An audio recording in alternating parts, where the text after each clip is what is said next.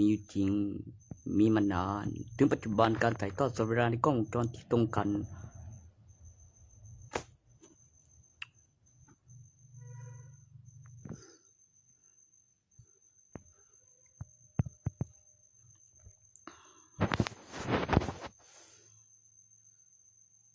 ผมไม่ได้พิการนะครับผมไม่ได้เงินเดือนคนพิการต่อจากกลไกใน2/3 วาง 3แล้วน้ำหนักของหายใจทางบกและหายใจทางเหงือกและปริมาณของน้ำหนักแล้วก็อยู่ในอากาศแล้วก็หวบพลังงานประโยคไปกับพลังงานไฟฟ้าและปุ่มกดสัมผัสด้านในติดใจแล้วสตาร์ทและมีหัวเทียนและไม่มีที่รั่วมีการเจริญเติบโตประวัติลายนิ้วมือแล้วหวบแล้วไปกับการบำรุงรักษาฟื้นฟูชุบชีวิต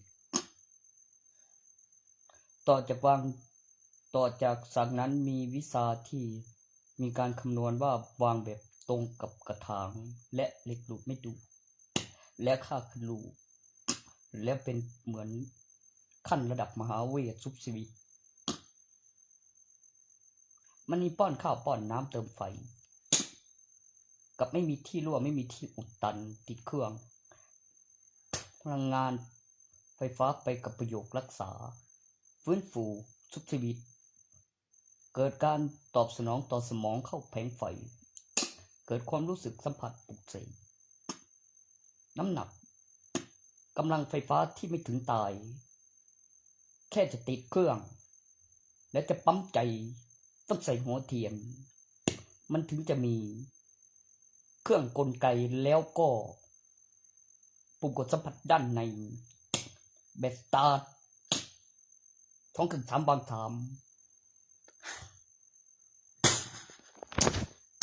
ผมก็คิดไปคิดมาผมว่าชุบชีวิตคนบ่วะ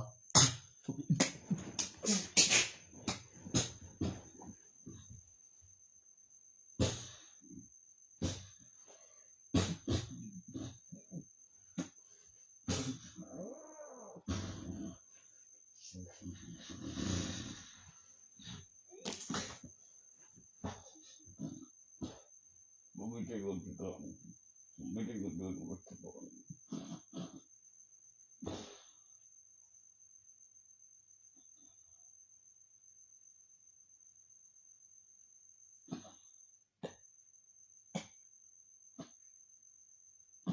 เครื่องเต็มไฟ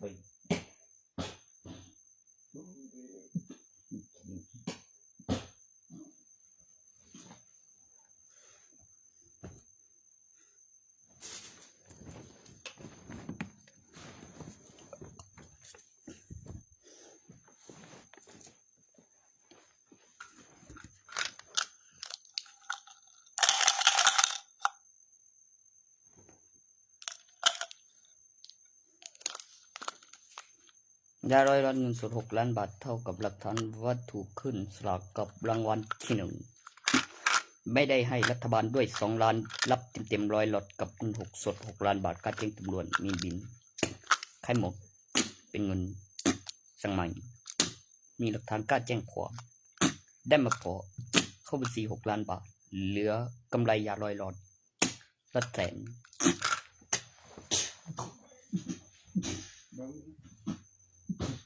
บ่ให้ไผบ่ได้เฮ็ดเสียแม่บ่ได้เฮ็ดเสียกล้าแจ้งตำรวจได้มีหลักฐาน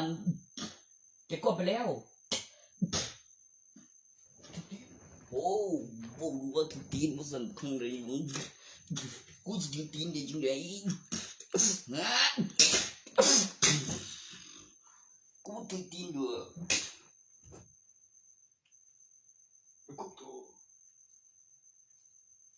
คิดว่ารายการสัตว์ไปกูเอาคนกลับมาวะ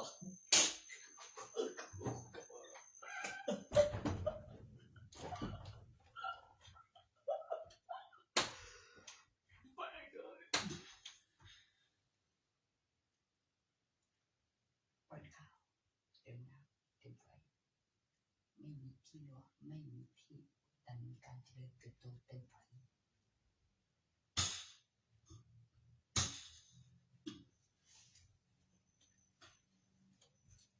ทำไมมันถึงเป็นหมาลืมป้อนข้าวงั้นเด้อ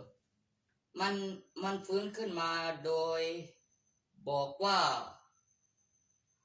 ยังไม่ได้ป้อนข้าวแค่ใส่น้ำมีการขยายตัวหรือไข่เนื้อบ่มันกินพืชอย่างเดียวบ่ว่าแบบสายพันธุ์มันแบบ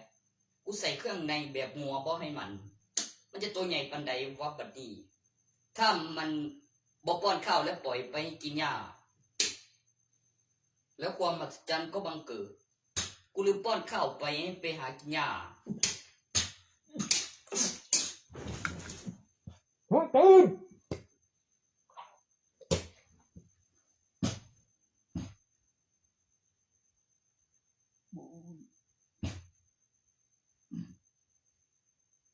มากินหญ้าตื่นแล้วถอนนี่ป้อนข้าวเป็นกินหญ้าง่าย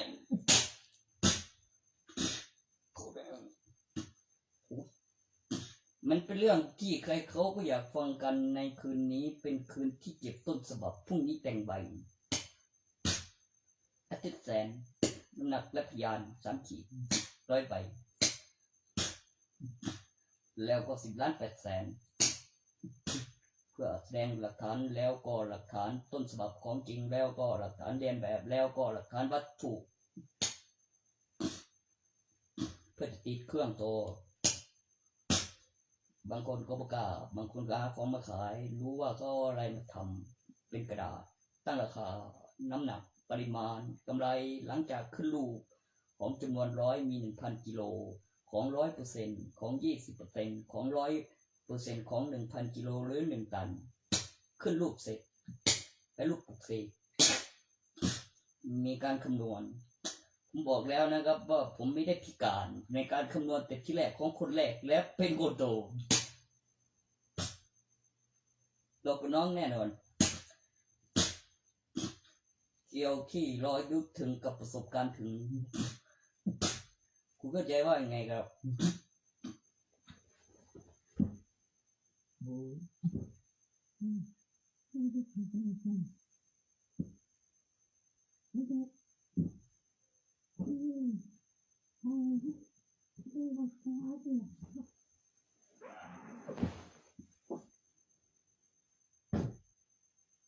กูเลยไปกินหญ้า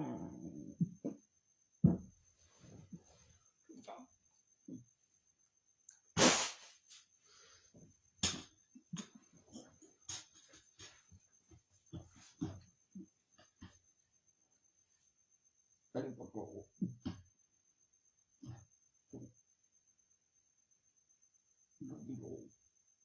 คนละนั่น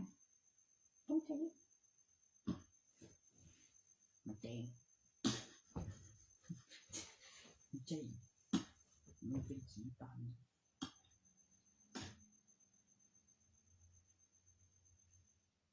โอ้มด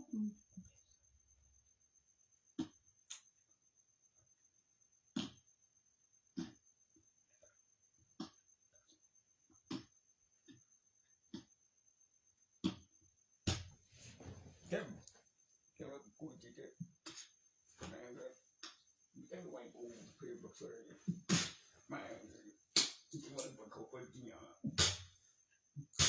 ใส่ข้างในกินหญ้าลองตัวเป็นเลยลองตัวเป็นเลย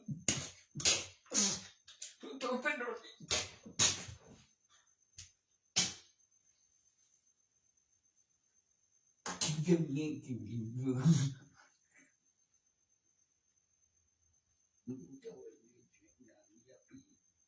เพราะมันแน่ติดไรแล้วติดไร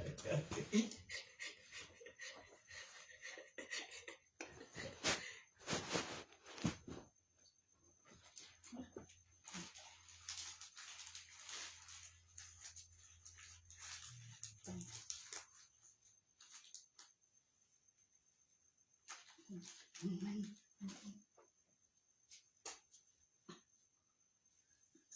นะ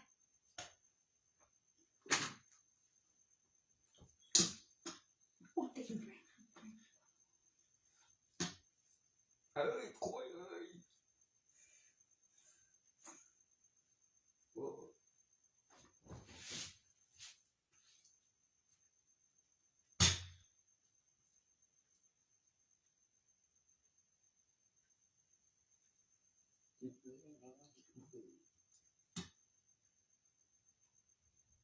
เก่งขึ้นมากินอาหาร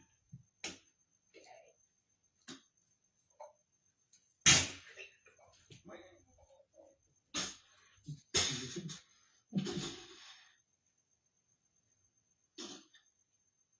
มันเป็นสุนัขสายพันธุ์กินพืชหรือป้อนข้าวไปสงสัยกินหมากกินผล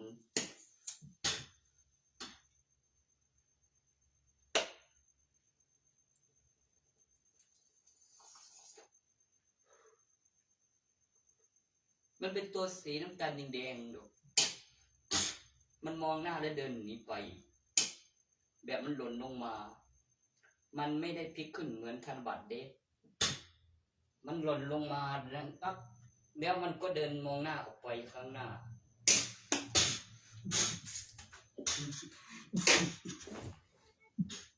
ก่อนหน้านั้นกูเจอแมวไต่ท่าสไปเดอร์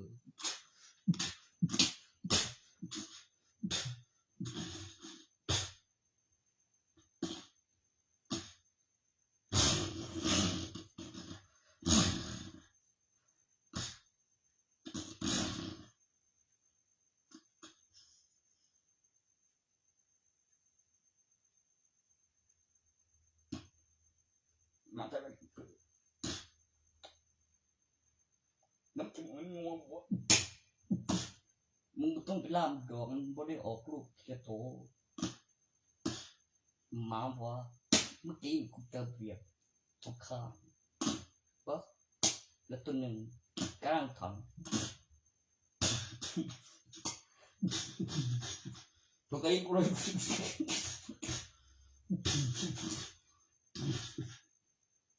ไม่จริงไม่เชื่อกำลังทำ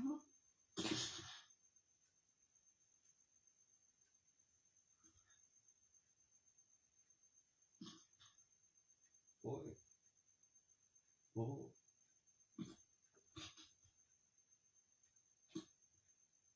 ตัวจะรู้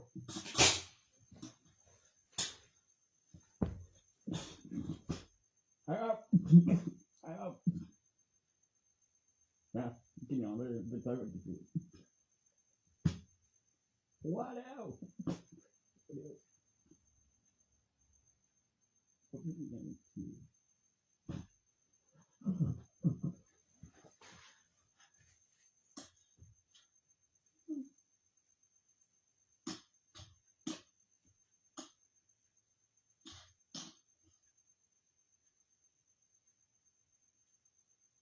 เขาตีนกูว่า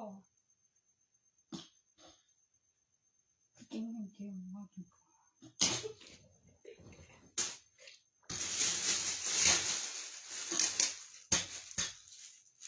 โอ้ยแม่งเอ้ย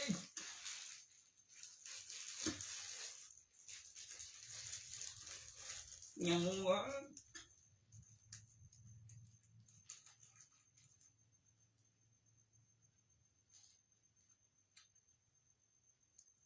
มาข้ามยังอ่านที่นี่เปิดปงครั้งแต่พวกมันปงอะไรพวก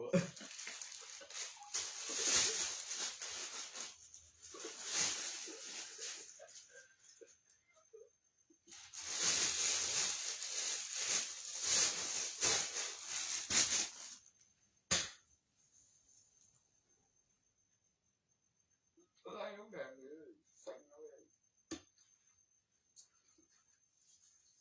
พูดถึงเรื่องคุณต้องยอมรับเมื่อคุณเอางานไปแล้วเขาจะให้เซ็นแล้วคุณต้องเอาเงินสดไปซื้อคุณต้องบอกตัวเองคุณต้องรับได้หน่อยนะว่าเป็นของเขา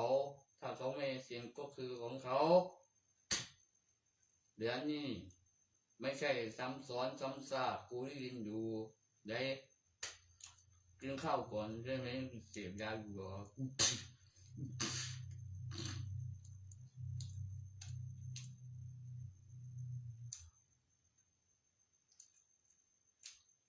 บักฮายยังถามว่า เนื้อมันเหมือนงัวไม่ว่าคุณจันเบ้ยว่าหางแตกแบบม้าแล้วมั้งแบบผัวเพิ่อโซไปแหลมคนแดงด้วยสิออกสีส้มมองหน้าแต่กูไม่กลัวมันดอกละขนาดพายุกูยังหยุดอยู่ขนาดเตือนมันจะเข้านะบอกกูรู้ว่ามันมาอยู่ดอกมันเอาไว้ทวงมึงดูตัวละครในฟุตบอลกูตอนนี้นะบอกแบบท่าแอคชั่นนะตั้งแต่มันเฮ็ดเป็นมันกดตีนที่หายแบบกดตีนสุดๆแบบนั่งยอดที่หน้าจอเล็กมือถือเจียเป็นตัวการ์ตูนโอ้ยกูจะพูดนี่มันว่าอย่างไหนดีวะพรเฮ็ดเป็น มันก็บอกว่าแค่ตัวละครในเกมเองเครียดง่ายเบ้ยโกเยอะแนวไหมนี่จริงด้วยครับนี่จริงครับนี่จริงครับ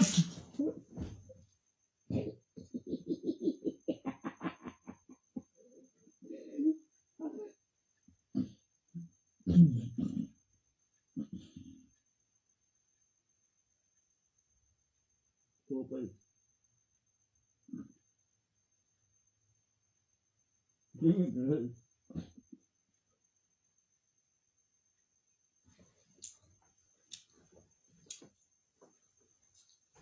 ง่ายเลย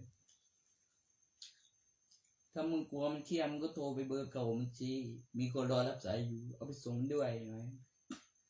เฮ้ยบักแจม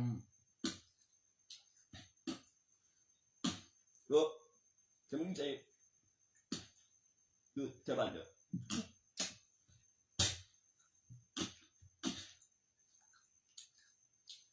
ขนาดจิมดีแท็กคุณเก็บไว้เว้ยมีเครือข่ายบรรทุกคอเบอร์เดียวกันเฉยมันจะบ่เคลื่อนย้ายแบบมาจากดวงนั้นบ่พิการตามมาตั้งร้านอยู่คนละฝั่งจังจะมีคนได้ดีได้ก็เอาใช้เบอร์เดียวกันแม่งกูเปลี่ยนเบอร์ใหม่แล้วซิมเก่ากูก็เก็บกูอยู่ต่างชาติอีกเบอร์มีคนรับสายไปแล้วก็แล้วไปดอกส่วนต้องใช้2เบอร์นั่นคือมันปกติอยู่แล้วมันมีคนรับสายอยู่แล้วคือโทรหาใครแล้วมันจะบรู้ได้ยังไงมันลงบัตรประชาชนแล้วเบอร์โทรแล้วก็คนละสัญชาติเองแล้วลงทะเบียนสิใหม่ใช้เบอร์เดิมกูจะรู้ได้ยังไงถ้าโทรต่อมาทางนี้แล้วเป็นเสียงสาวแล้วเป็นภาษาญี่ปุ่นเกาหลีนะหรือภาษาต่างชาติเป็นภาษาฝรั่งอังกฤษนะต้องเก็บหลักฐานไว้ก่อนแบบบันทึกเสียงรอดีอย่างไงรอนาน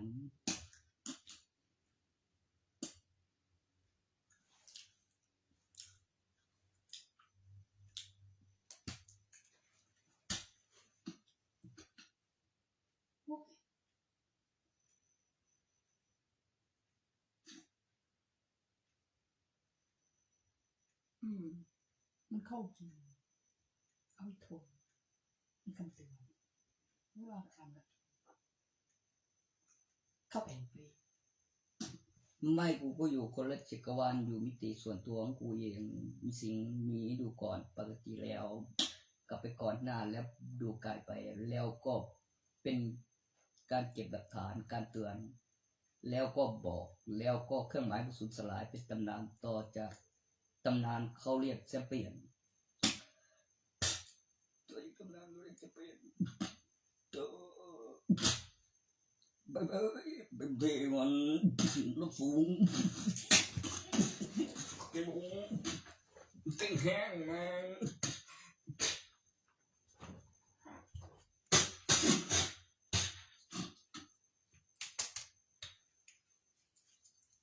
นกับตากูก่อนดิโมชิโน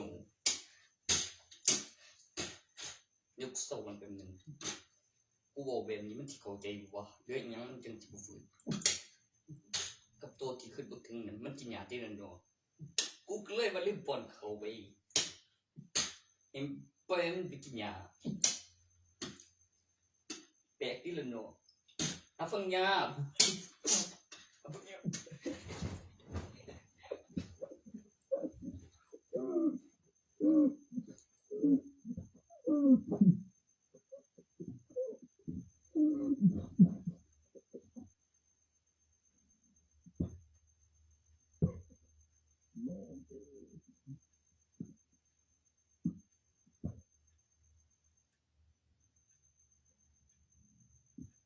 งาไปเลย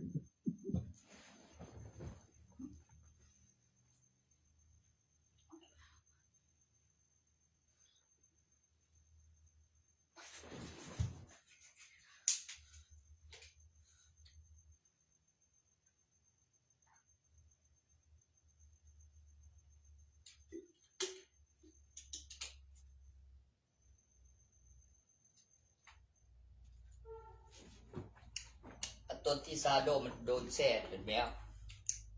ไม่ใช่โดนไม่เหลียวเลยแค่พริบตาวิเดียวมีดูมีจริงมีมานานถึงปัจจุบันสิ่งไหนที่ควรจะมีแล้วดีมีอีกก็เอานะแบบพริบตาแสงที่เสียงมันกลับไป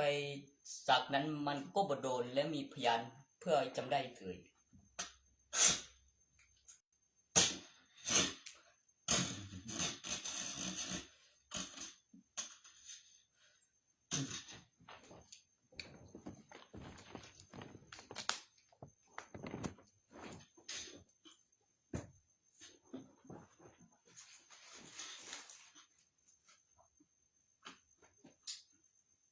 ตีนกูเลยแบบทุตีนกูเตะเอาเลยมึงสิว่าบังคับกูกินเบิดนำบ่โหเหลืออยู่นั่นกายนึงแบบป้าปองก็มีนมปองก็มีแจกไฟบ่แบบปรุงรสกับเงินบ่เขาเครื่องหมายแบบพกพาเด้บ่ได้เสียบซื่อบ่เป็นไรสะพัดปุกสิคือนี่กูตีเลยไปบ่ได้หรอคือตีกูดีได้ตัวกูอยู่ได้มึงเดินไปไม่ได้ตัว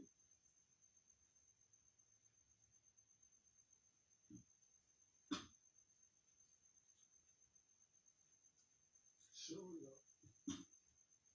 If I do that, don't think the days. I want to go. Just sit there. Me and King. Come on, yeah.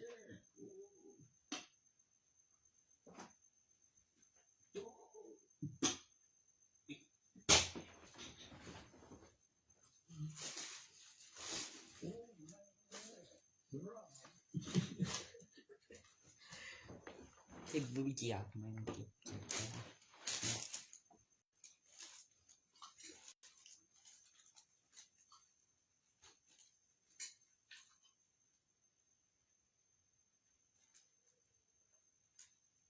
tiếp bạn tôi đó ơi tiếp bạn tôi nhưng mà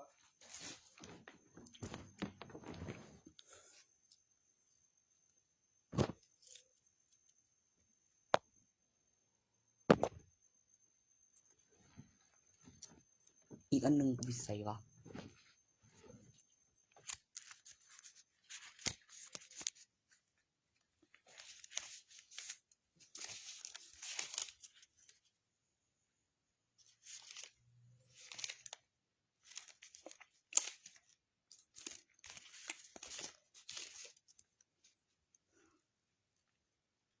พวกนั้นมันก็บ่แดดเลยบ่จังมาบ่มันก็เจอความคิดสร้างเงินราคาสำนี้จังกาดต้องไปเฮ็ดซอยที่บังแล้วต้องไปเทศของก่อนแดดๆแจ้งๆอยู่ไฟแดงได้บ่อยู่ดอกปกคาแล้วก็โซสถิตแบบคือว่ามันถึงโอ้โหเกินยังก็เกินยังสนั่นแดดๆแจ้งๆไฟแดงได้บ่สถิตฮ้อนคือว่าตำรวจไปแบบโอ้ยข้ามีเอ้ยได้อย่างมากว่าวิดคนมีบ่ดีๆที่ล่ะดีไว้เด้อเอาไว้กูเด้อฟังไว้กูเด้อกูบ่เคยคิดเลยเนาะว่ามันสิว่าสถิต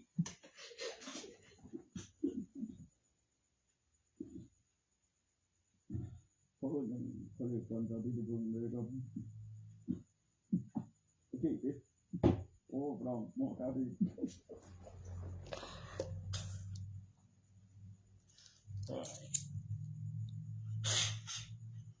คิดได้คิดบักคิดบักคิดบักพร้อมจ่าเนี่ยเออแบบนี้ไปจ่าที่จ่าที่ที่บังโอ้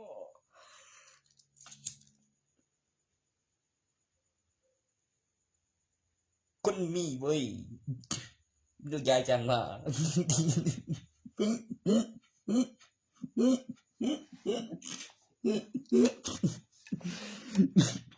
ทุกทีทุกทีทุกทียังว่าพูดถึงที่นกแล้วยังไม่ดีเหรอ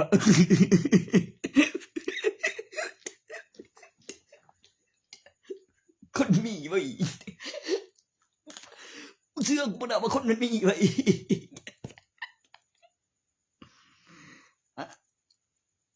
บอกว่า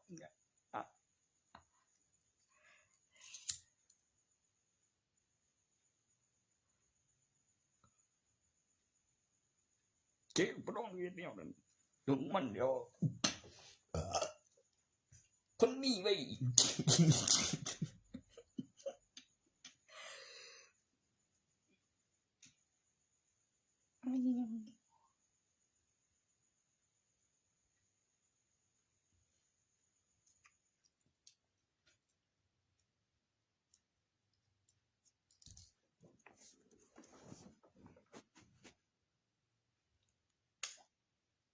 ลิงเก็บจุยเลยเดี๋ยวก็คุยกับร้านเดี๋ยวมันเหลือยังบ่ทันหลังจากเป็นบ้านหลายบ้านไม่เลือดเสือพ่อเพิ่นว่างั้น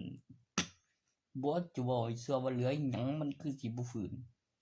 ฮอดตำแหน่งกระทางหลังจากที่พายุทะลุฟ้าสอง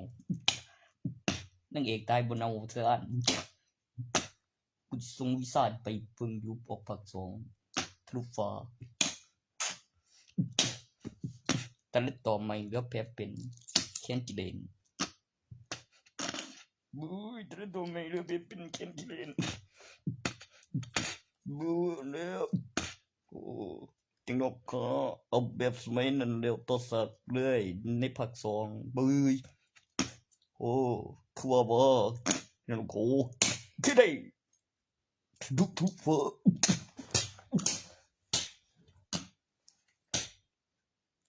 ตายเนาะกูก็ไม่ได้รู้เว้ยสิได้อีกคนใจแม่งก็ยังมันนอนอีกนายครับสิคือจะว่าคือได้สิกูได้ไอ้กูได้ใส่แล้ว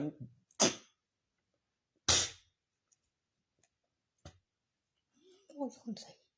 เฮ้ยมันก็เป็นแห้งกูมูแท้แบบนี้กล้าเฮ็ดมึงกล้าเฮ็ดปะเอ้าทำไมวะกูไม่รู้เว้ยแม่งพวกมึงจีอีบ้าไม่เข้าใจหรอเขาเรียกอะไรโซเคที่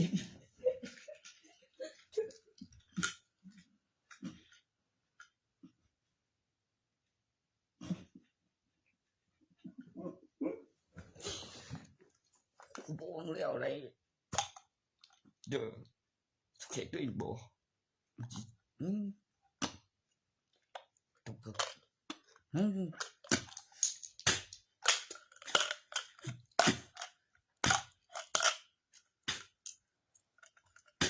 าเป็นยังเหนียววันเขียมีคนต่างกันบอก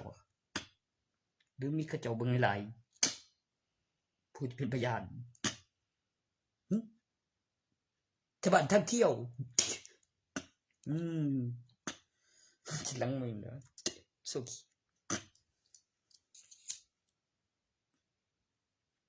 เฮ้ยขึ้นอีกป่ะสุขีโต สุดเขกเสบ่เฮ้ยตรงนั้นคุยอะไรไม่รู้เรื่องจริงอ่ะเอ๊ะมันแปลกอะไร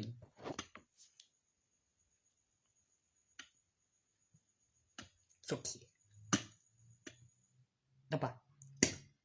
ก็มึงแท้บ่มันเฮ็ดหน้าหยังแนวนั้นนั่นห้วยนักเขตไว้หน้าตังตักสุดโอ้สุดสตีนกูเลยโตเกกโอ้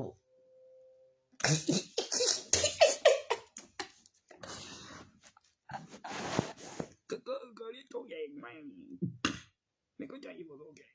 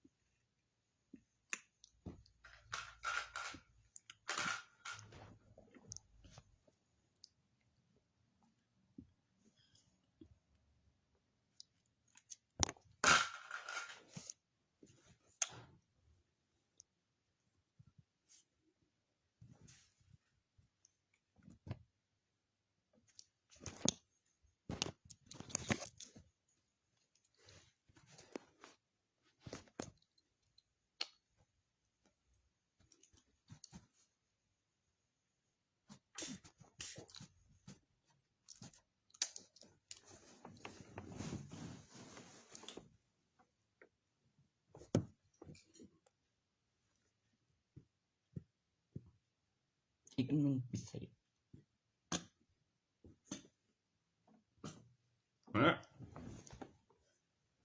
ฟิสิกาเห็นเป็นคน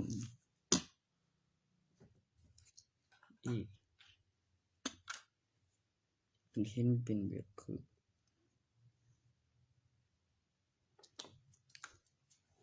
ของฝืนพลังให้ผิวหลังจากวัตถุทางวิญญาณแตกสองหลางคือกำเนิดมหากาพย์กับโซโลกันที่มาในสายาโซฮานทุกทีเขาเป็นบุตรของพระเยซูเนื่องจากรุ่นถัดไปของเวอร์ซันจักรเขาเรียกลูกและลูกหลานแล้วหลักฐานวัตถุทางวิญญาณแตกสองหลางหนึ่งตัวทำงานเหมือน Android ที่มีความคิดไม่ชอบทำตัวให้คนอื่นเห็นเป็นตลกเซ็นสัญญาให้เรา Ghost Rider เป็นงานอ้างประโยชน์หลายปกติแล้วมันจะมีกลางวันกลางคืนเวลาพักผ่อนใส่พลังแล้วติดไฟมีฐานก็เป็นแบบโซฮานเป็นไม่ได้หรอกอันตัวนั้นมันเรื่องเฉยๆบางทีมันก็มีอารมณ์เป็นโซโลกันบ้าง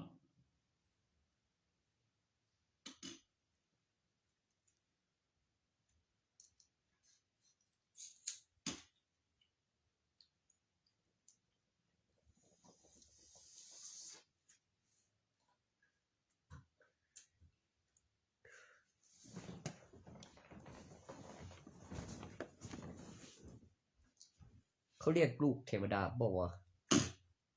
หรือบุตรของพระเจ้า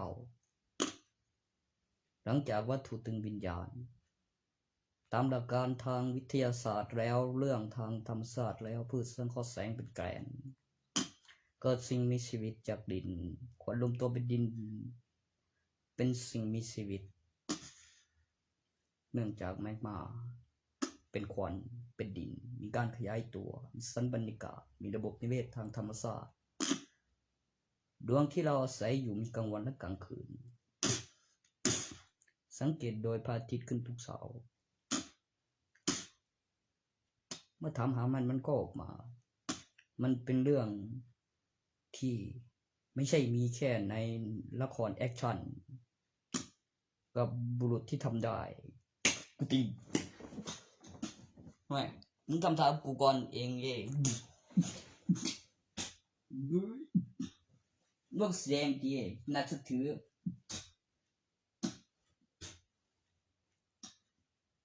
บางอย่างจะได้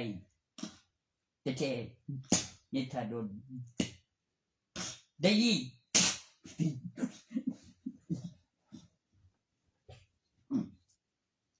ทุกคนกูไม่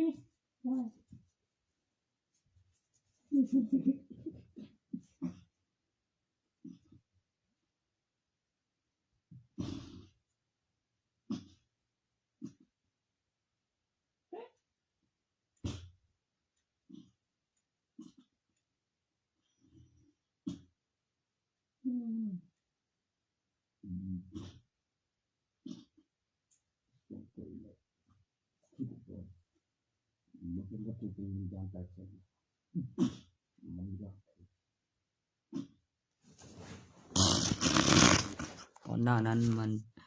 ทำให้คืนสภาพเป็นมนุษย์ควบคุมพลังปีศาจวิวัฒนาการทางเทพเป็นพระเจ้าถือศีลเป็นคนไวรู้กฎหมายมีกำหนดเวลาส่วนเครื่องคิดเลขมีคำตอบโดยไม่ได้ใช้คำโกงเป็นระบบของจักรกลที่มีการคำนวณเมื่อกดเครื่องหมายเท่ากับแล้วก็กำหนดเวลาเมื่อใส่คำถามเข้าไปแล้วกดเครื่องหมายเท่ากับและขึ้นคำตอบเป็นความจริงเลยตัวนี้มีคนเชื่อว่าระหว่างสองดวงมีดวงเดียวแล้วเครื่องคิดเลขไม่ได้ใช้คำโกหกเมื่อกดเครื่องหมายเท่ากับเมื่อใส่คำถามเข้าไปและทำอะไรตอบได้อย่างไวโอ้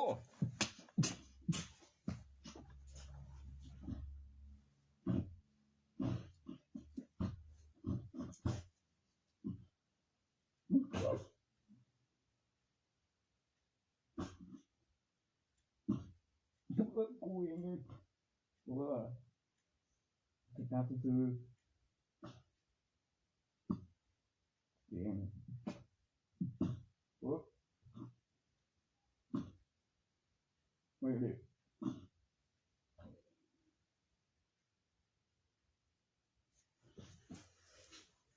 พออยู่ยัง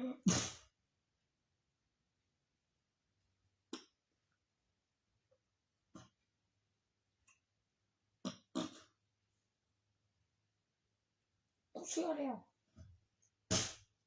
แม่มันแม่นี่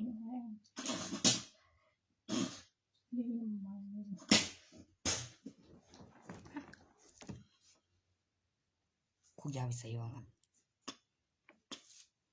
มังกรคุยาวิสัยว่าคุยาวิสัยว่า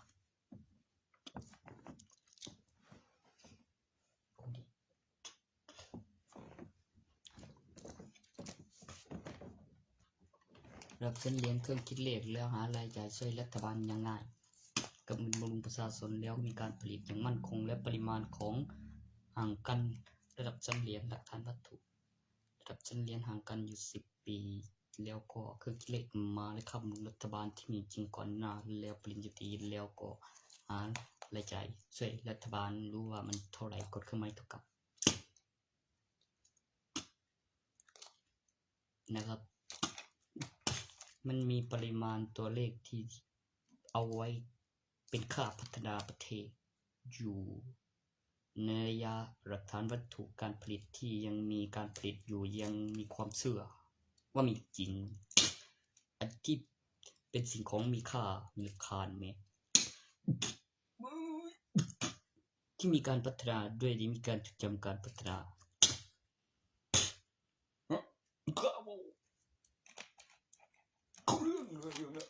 อย่าพาน้ำกูถึง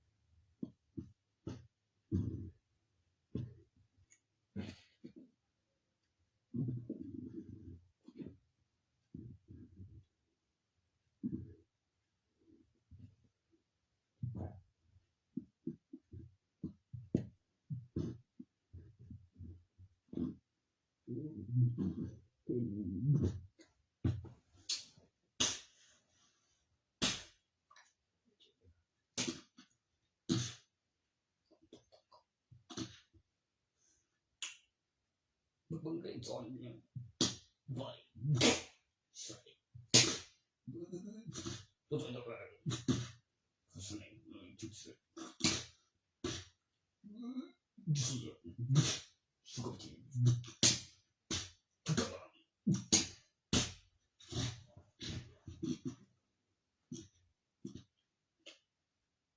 คุณจะที่เจออะไรหรือครับ USA กูเองทำไมวะ กูกำลังเลือกตำแหน่งทิศทางของจักรวาลแล้วก็แหล่งที่อุดมสมบูรณ์แล้วก็อยู่ติดภูแล้วก็มีภูทะเลเก่าเป็นตำแหน่งของมีน้ำไหลจากมุมสูงต้นไม้ล้มไปทางไหนแรงดึงดูดแล้วก็จุดสูงสุดของโลกที่เขาเรียกถูกต้องถูกต้องเขียนคิดการค้นพบและการพัฒนาบ่มีบันทึกแล้วถึงปัจจุบัน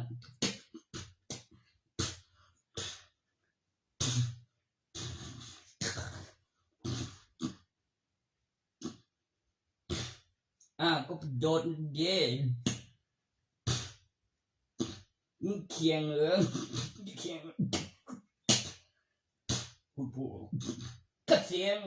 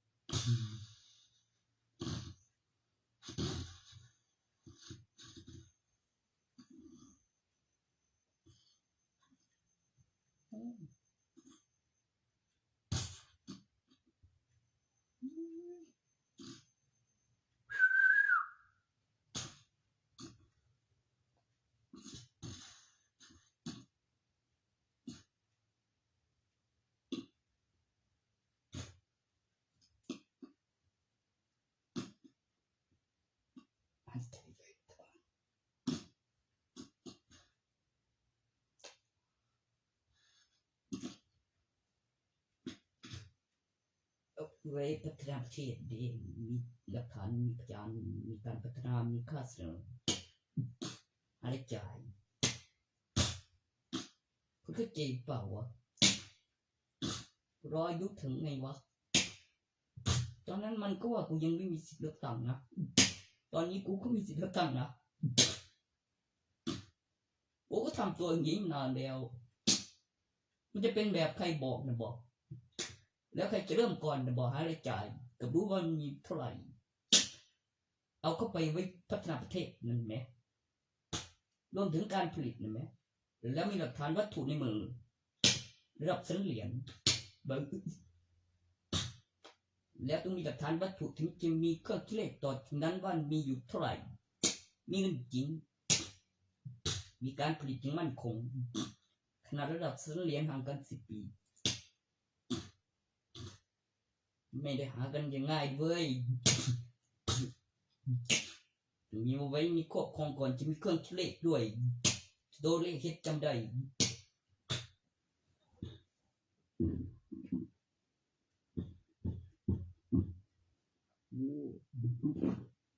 กูฟังแล้ว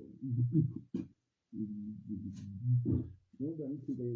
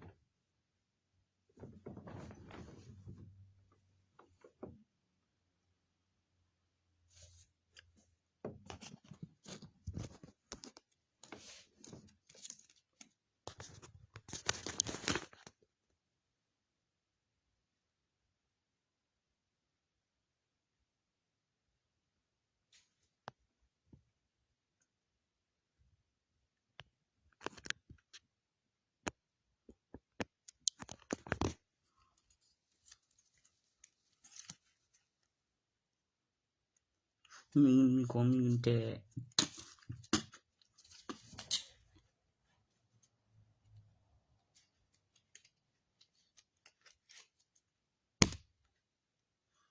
เชื่อมดีไอ้ตัวกำลังมันคือบ่มีโอนกูเฮ็ดบ่เป็นว่าสิเช็คกับหัวเช็คกับระบบแล้วก็หรือกูใช้ที่เงินสดเพราะว่า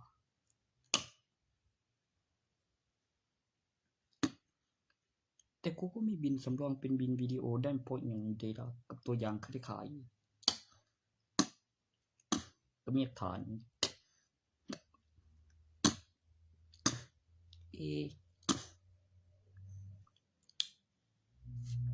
กูจะว่าหยังวะกูจะว่าหยัง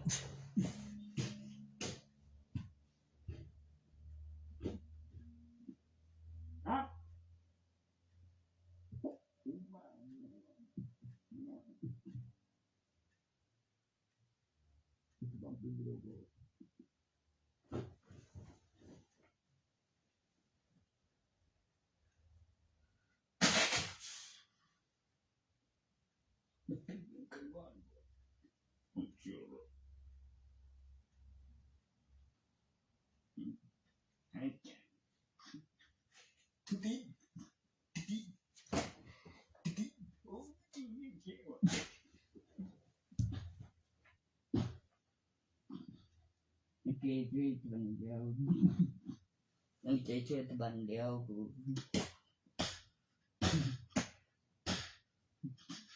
คำขาดดี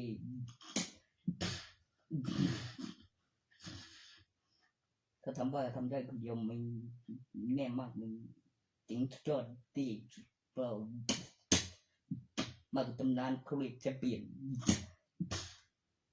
เป็นถ้วยลูกโลเป็นตาแบบที่มีระดับต่อจากตำนานใน FC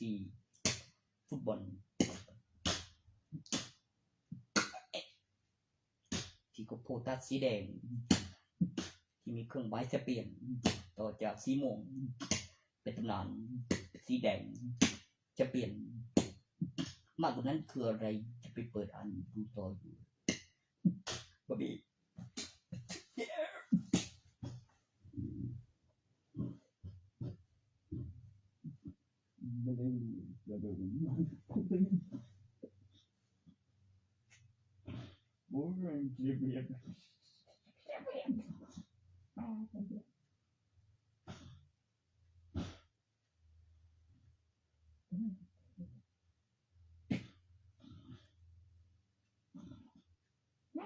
จะกินนะโอ้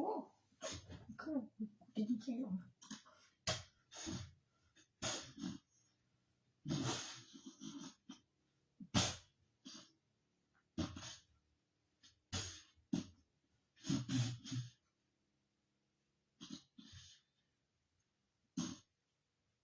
ไม่กับไตเด็ก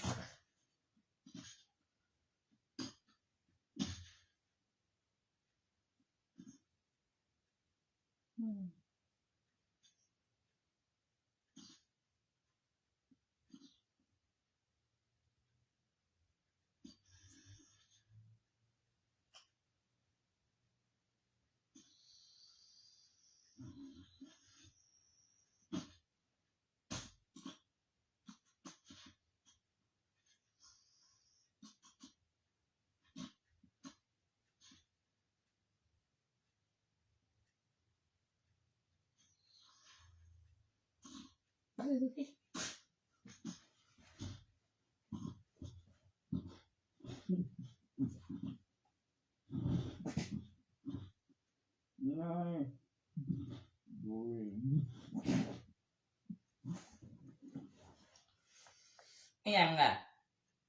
ก็จะได้การอยู่ฝั่งนี้เลยอยู่ฝั่งซ้ายทางซ้ายอยู่เลนทางซ้ายหรือทางเดชก็มาที่ทางบุตริกอยู่ทางซ้ายก่อนจะฮอดบ้าน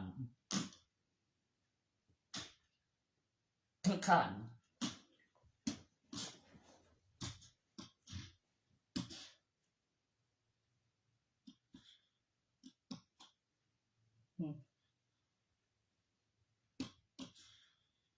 โอ้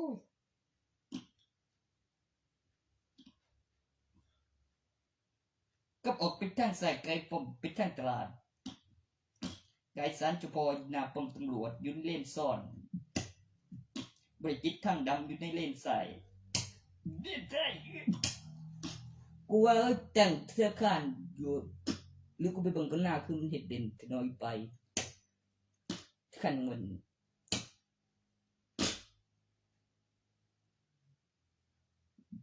มีลมจังสิตัวบ่ว่าตัว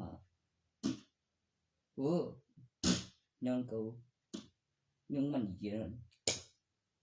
ปกติก็นั่งขายข้างเฉยๆกล้วย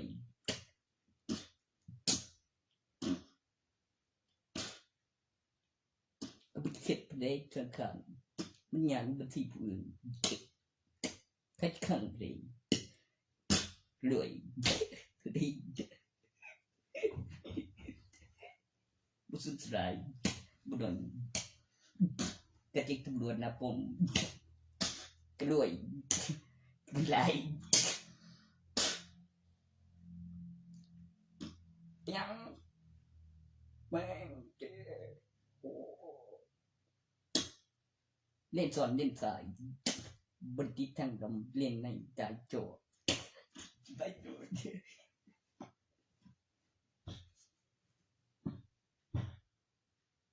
กล้วยอ๋อที่เรานี่ใครไปจ่อ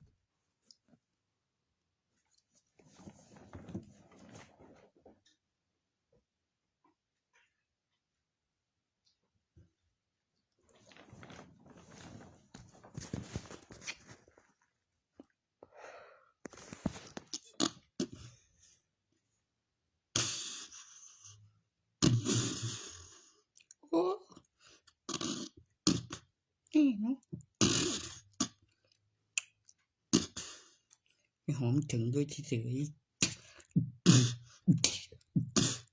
ก็วิธีนี้เขาบ่หยุดดอกก็มีของตัวเองมีแผนที่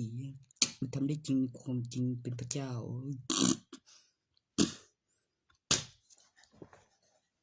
มีจักรวาลตนเอง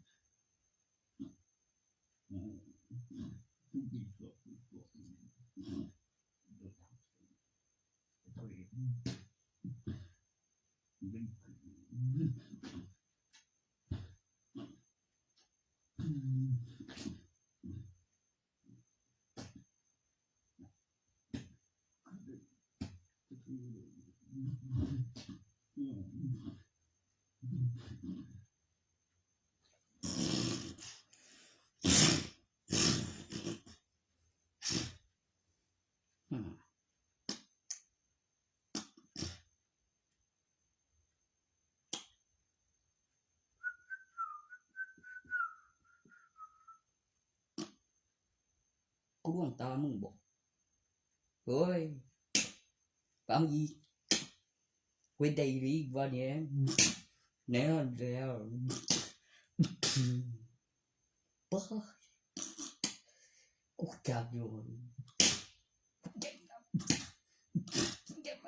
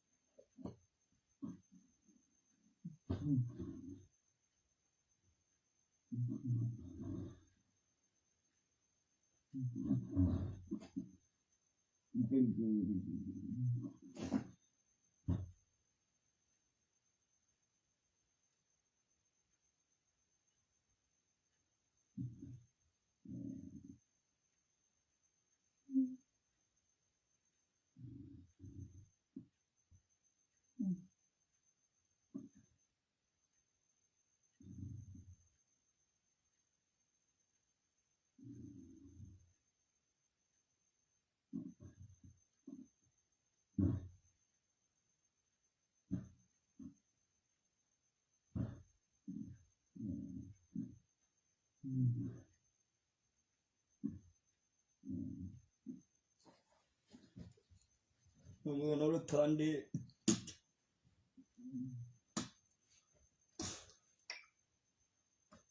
I community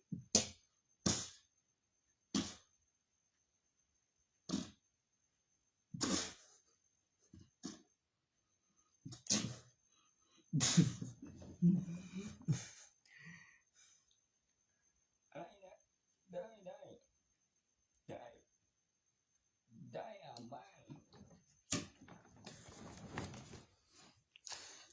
แสงนานแล้ว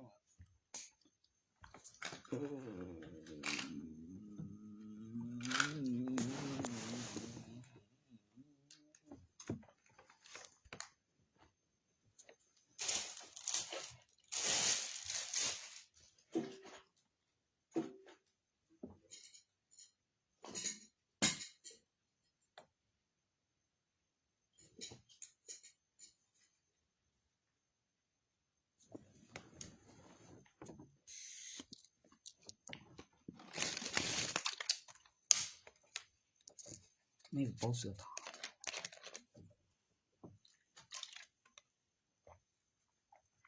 อุปกรณ์นักเรียนม.ปลายผมก็มีครับ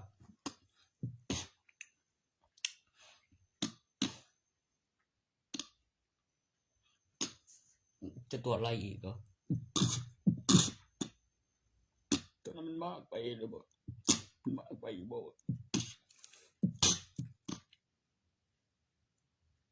มึงตรวจอะไรล่ะ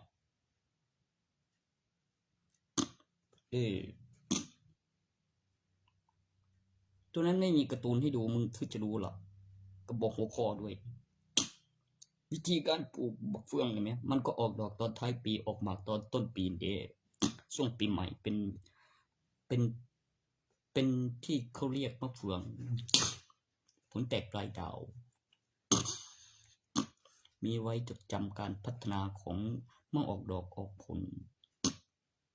มันจะสุกตอนกลางเดือนแรกมันจะออกดอกตอนท้ายปีช่วงเข้าดาว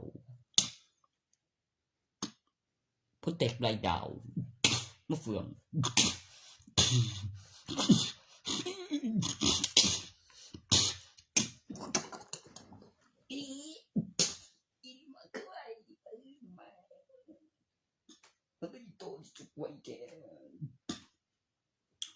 แล้วคุณจะดูกันยังไงหรือคุณถึงจะปลูกติดแล้วมันจะทะลุรากว่านเป็นรากแก้วดำดินแล้วก็เลี้ยงต้นกินผลต่อจากนั้นคือเป็นสายพันธุ์รากแก้วกินรากว่าน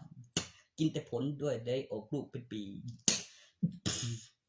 ออกดอกตอนเข้าดาว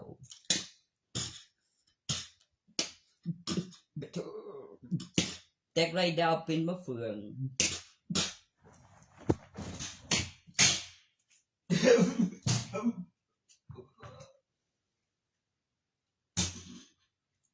ทำไมกูทำไม่ได้แค่บอก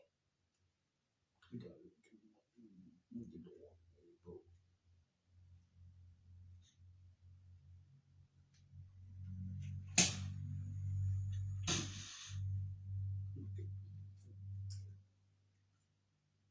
ถูกครับว่าต้องกินมึงต้องกินมันเป็นสายพันธุ์แบบเป็นแบบว่าเดินเลี้ยงตัวที่มาฉันออกตอนเขาได้ฉันออกมาเดินปีใหม่จะไปดาว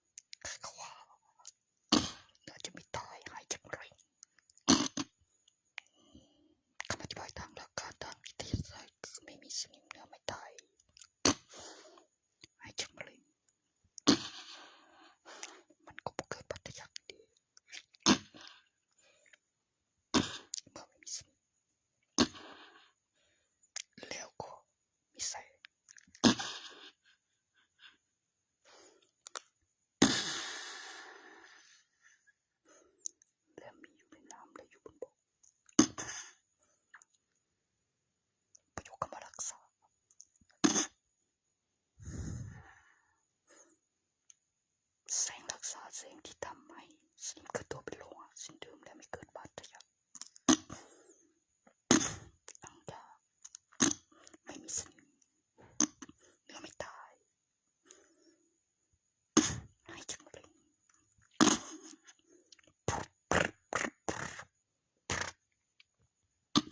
ประโยคไปกับพลังงานไฟฟ้าการตอบสนองการจดจำของสมองสายฟ้าที่ฆ่าเชื้อแบคทีเรียก่อนจะเป็นเชื้อไวรัสและไม่เป็นอันตรายต่อมนุษย์คือสิ